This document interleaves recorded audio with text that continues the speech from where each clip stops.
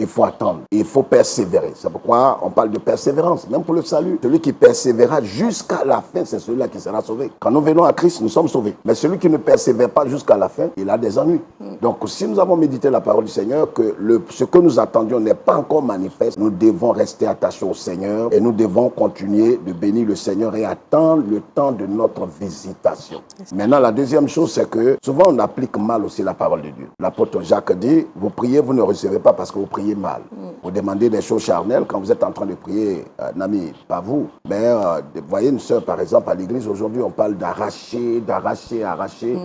Alors, vous parlez d'une sœur, par exemple, qui est mal affermie, qui a vu le mari de quelqu'un, et qui veut arracher le mari de quelqu'un, c'est une prière, mais c'est mal fondé. On veut aujourd'hui le poste de certaines personnes, on apprend certains à faire ces prières qui, non, je vois ça comme de l'initiation à la sorcellerie, où on demande aux gens, priez, vous allez prendre le poste des impies, des païens, ou tout ça étant.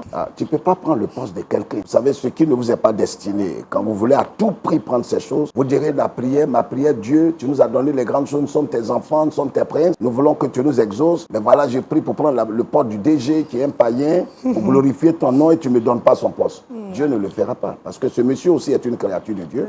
Et lui aussi peut servir le Seigneur. Nami, la petite histoire pour terminer, c'est que Cyrus, vous connaissez l'histoire de Cyrus, c'est un monsieur, le fondateur de l'Empire Perse, qui a permis qu'Israël, par exemple, aille rebâtir le temple de Jérusalem. Ce monsieur est un inconverti. Mais Dieu l'a utilisé et plus tard, Dieu l'appelle dans Esdras 1 et Esdras 7, Dieu l'appelle mon oint et mon berger. La seule personne dans la Bible qui n'est pas convertie que Dieu appelle son berger et son oint. Ça veut dire que Dieu peut utiliser des impies dans des domaines où on ne s'attend pas du tout. Il faut prier et attendre le temps de Dieu.